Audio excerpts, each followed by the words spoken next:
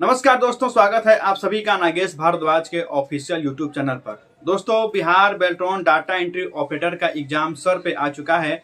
आप लोग जानते हैं कि आपका एग्जाम जो है वह 14 सितंबर से स्टार्ट है, जो कि 28 या 29 अक्टूबर तक चलने वाला है। ऐसे में अभी बहुत सारी ऐसी बातें हैं जिन पर स्थिति स्पष्ट नहीं हो पाई है। कुछ ऐसे ही पॉइंट्स मैंने यहाँ पर बोर्ड पर लिख लिए हैं जो आपकी समस्याएं रहती हैं। आप हमें बार बार कॉल करके पूछते हैं या कमेंट बॉक्स में कमेंट करके पूछते हैं, या अन्य चैनल में देखता हूं उस पर भी आपके ऐसे कमेंट भर भर के रहते हैं। तो आज के इस वीडियो में हम इन्हीं सारे टॉपिक पर बात करेंगे। बारी बारी से मैं सारे टॉपिक पर बात करूंगा और मेरा कोशिश रहेगा कि मैं आपके संशय को दूर कर सकूं। मेरा कोशिश यही रहता है कि आपके मन में जो डाउट्स हैं वो सारे डाउट्स एग्जाम के पहले क्लियर हो जाए, ताकि आप एकदम अपना माइंड सेट करके जाएं और अपना एक सीट बेल्ट्रॉन में पक्का करके आए। क्योंकि आप जानते हैं कि यह एक क्वालिफाइंग सर का एग्जाम है। जो क्वालिफाई करेंगे सबका वहां पर नौकरी लगेगा। तो मैं बस यही चाहता हूं कि आप भी अपना एक सीट पक्का करें, आप अपना नाम पैनल में जरूर लाएं, क्योंकि जिनका नाम आ जाएगा पैनल में उनका ज्वाइनिंग एकदम पक्का है। भले ही लेट से हो लेकिन ज्वाइनिंग होगा। तो मेरा कोशिश यही रहता है कि आप लोग का मोरल जो है वह हाई मैं रखूं, ताकि आप जब एग्जाम देने जाएं तो आपको अपने ऊपर विश्वास रहे कि हाँ, आप अपना एक सीट पक्का कर सकते हैं बेल्ट्रॉन में। ठीक है, तो सबसे पहला हमारा पॉइंट रहेगा टाइपिंग से रिलेटेड है कि आधा वर्ड कैसे लिखें शिफ्ट या हलंत के साथ। ये बहुत सारे अभ्यर्थियों की समस्या है। बहुत सारे अभ्यर्थियों की समस्या क्या, जिन्होंने हिंदी टाइपिंग चूज किया हुआ है उनकी ये समस्या एकदम है ही कि आधा वर्ड कैसे लिखे, हलंत के साथ या फिर शिफ्ट के साथ। क्योंकि आप जानते हैं कि बेल्ट्रॉन ने जो भी अपना मॉक टेस्ट लिंक डाला हुआ है उस पर हलंत से आपका आधा वर्ड लिखा जा रहा है। लेकिन आप कहीं भी टाइपिंग करने गए होंगे, Mangal font, Remington Gail, keyboard layout पर आपने जहां कहीं भी टाइपिंग सीखा होगा, जिस सॉफ्टवेयर पर भी सीखा होगा, आप जानते हैं कि आपने शिफ्ट के साथ सीखा है।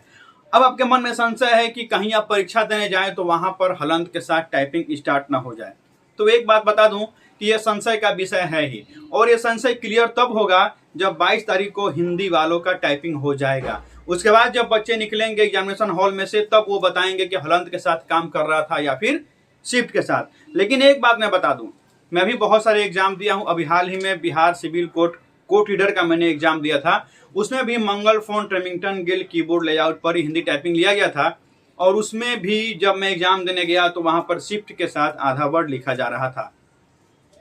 अब एक बात बताइए कि आप कोई भी सॉफ्टवेयर यूज कर रहे हैं, जब आप टाइपिंग सीखने गए होंगे, Mangal font, Remington Gail, keyboard layout की मैं बात कर रहा हूं, तो आप कहीं भी टाइपिंग सीखने गए होंगे, चाहे आप किसी भी सॉफ्टवेयर पे सीख रहे होंगे, क्या वहां पर हलंत के साथ काम कर रहा था? क्या आधा वर्ड? नहीं, सारे जगह शिफ्ट के साथ काम करता है। हाँ, ये अलग बात है कि आप माइक्रोसॉफ्ट वर्ड या फिर किसी भी आप टेक्स्ट वाले सॉफ्टवेयर पर जाएंगे और वहां पर हलंत के साथ या फिर आप शिफ्ट के साथ आधा वर्ड लिखेंगे तो वो सही होगा। लेकिन सॉफ्टवेयर कैसे डेवलप किया गया है ये उस पर डिपेंड करता है।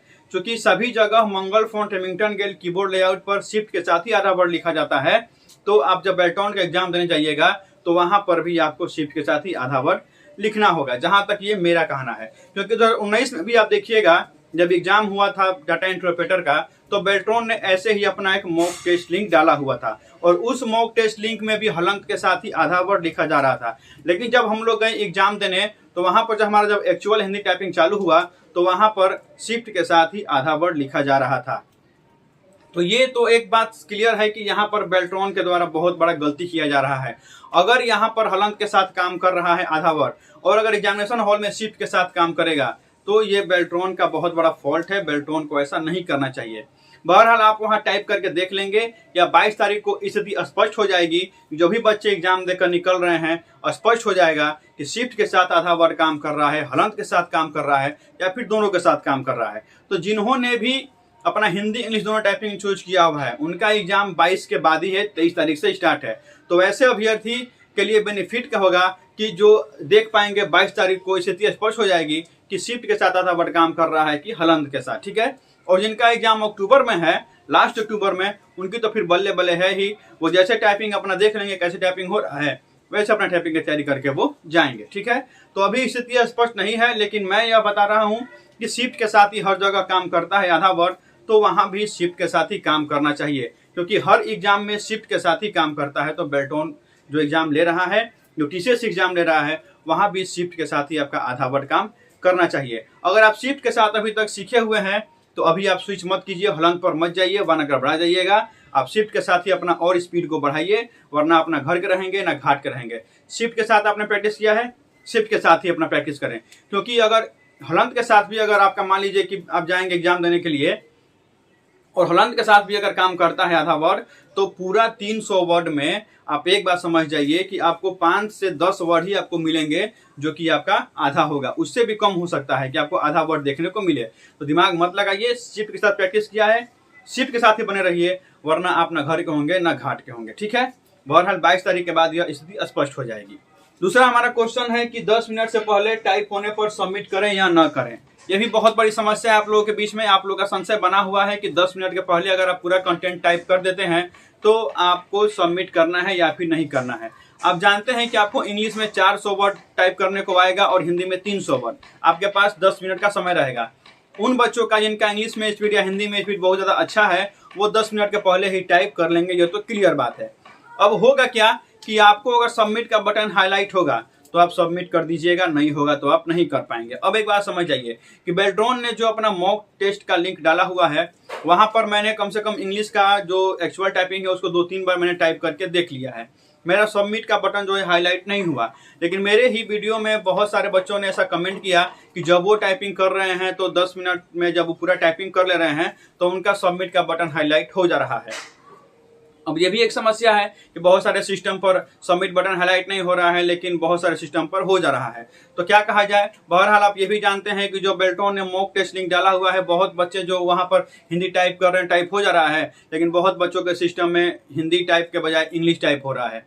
तो हो सकता है कि सॉफ्टवेयर का कुछ गलती हो या फिर दिक्कत हो या फिर आपका सिस्टम अपडेट नहीं हुआ हो, ये सब दिक्कत हो सकता है। लेकिन मैं आपको क्लियर बता दूं कि अगर आप एग्जामिनेशन हॉल में जाते हैं और वहां पर अगर आपका टाइपिंग खत्म हो जाता है, जो भी आपका कंटेंट है, अगर वो 10 मिनट के पहले खत्म हो जाता है और अगर आपका सबमिट का बटन हाईलाइट हो जाएगा तो आपको सबमिट कर देना है, आपको रुकना नहीं है। क्योंकि अगर आप सबमिट नहीं करेंगे तो आपका स्पीड घट जाएगा। दूसरी स्थिति यह बनती है कि वहां पर आपका सबमिट बटन हाईलाइट नहीं होगा। ऐसी स्थिति में आपको करना क्या है कि आपको ऊपर अपना कंटेंट देख लेना है कि आपका कहां कहां गलती हुआ है। आपको बैक स्पेस से उसको मिटाकर और सही सही कंटेंट लिख लेना है। ठीक है, बस ध्यान रखिएगा, अगर सबमिट बटन हाईलाइट होता है तो आपको सबमिट कर देना है, नहीं होगा तो जहां जहां भी आपका त्रुटि हुआ है वहां वहां आप अपना सुधार लेंगे। ठीक है, बाकी बाद में देखा जाएगा कि बेल्ट्रॉन क्या अपना रणनीति अपनाता है। 22 तारीख को यह सारा चीज क्लियर हो जाएगा। ठीक है, या 14 तारीख से एग्जाम चालू है तो यह स्थिति आपका 14 को ही क्लियर हो जाएगा कि सबमिट का बटन हाईलाइट हो रहा है कि फिर नहीं हो रहा है। ठीक है, तब तक आप लोग अपना तैयारी जारी रखिए। अब आपका क्वेश्चन है कि बैक स्पेस कितना बार यूज करें। बहुत सारे अभ्यर्थी ऐसे हैं जो बार बार कमेंट करते हैं कि जब वो 10 मिनट का टाइपिंग लगाते हैं तो उसमें 100 से 150 बार अपना बैक स्पेस प्रेस कर देते हैं। एक बात समझ लीजिए कि बेल्ट्रॉन में आपका फुल बैक स्पेस इनेबल रहेगा और जो बैक स्पेस इनेबल है, काम कर रहा है, तो आप कितना बार भी प्रेस कीजिए कोई मतलब नहीं बनता है। क्योंकि बेल्ट्रॉन को बैक स्पेस से मतलब नहीं है, बेल्ट्रॉन को बस इससे मतलब है कि आपका स्पीड इंग्लिश में 30 से ऊपर और हिंदी में 25 से ऊपर होना चाहिए। तो ये कोई मैटर नहीं करता है कि आप कितना बार बैक स्पेस को प्रेस करते हैं। ये सब बड़े बड़े एग्जाम में होते हैं, बेल्ट्रॉन में ऐसा नहीं होता है। आप कितना बार भी, जितना मन करे उतना बार बैक स्पेस आप यूज कीजिए, लेकिन आपका स्पीड 30 के ऊपर इंग्लिश में और हिंदी में 25 के ऊपर जाना चाहिए बस। आपका अगला क्वेश्चन रहता है कि एक्यूरेसी कितना % चाहिए। हाँ, ये भी एक बड़ा सवाल है कि एक्यूरेसी कितना % चाहिए।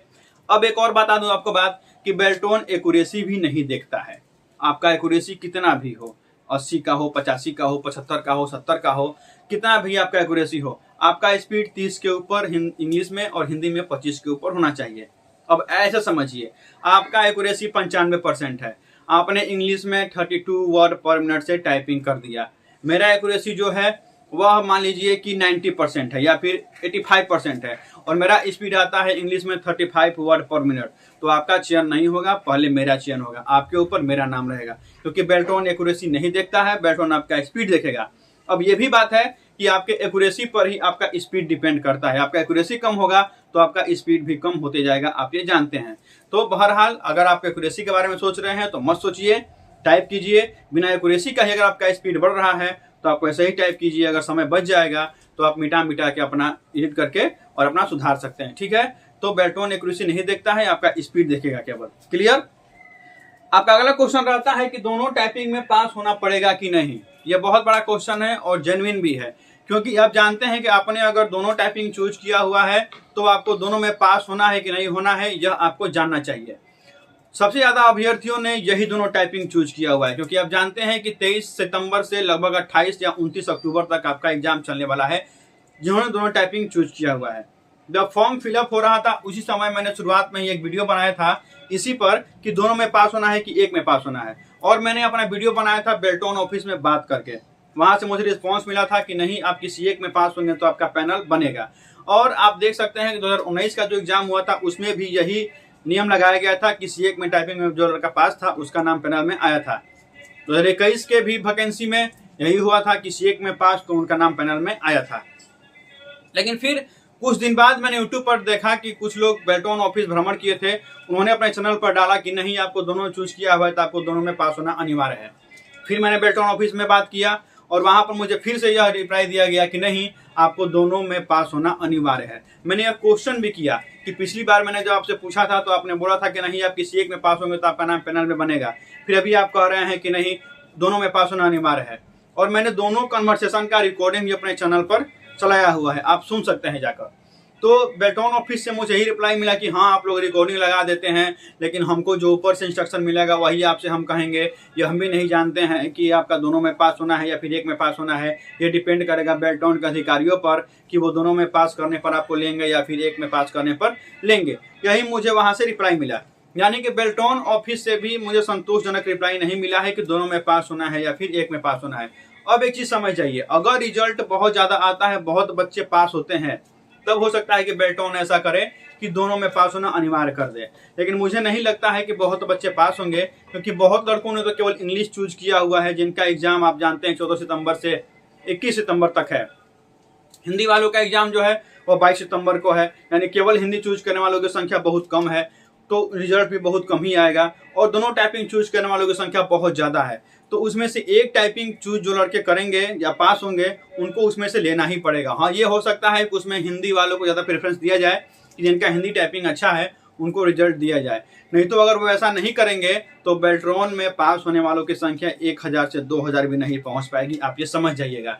क्योंकि सभी लड़कों ने इंग्लिश और हिंदी दोनों टाइपिंग चूज किया हुआ है, तो दोनों में से किसी एक पर पास होने के लिए उनको लेना ही पड़ेगा, ठीक है।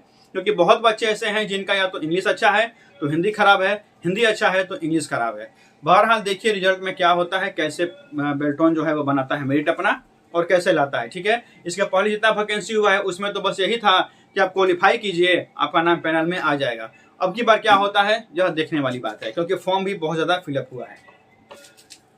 आज का लास्ट क्वेश्चन है कि मॉक टाइपिंग में जो कंटेंट है वही एक्चुअल टाइपिंग में कंटेंट होगा कि नहीं। सबसे पहले मैं एक बात बता दूं कि बेल्ट्रॉन ने जो यह मॉक टेस्ट लिंक डाला हुआ है यह एक मजाक किया है।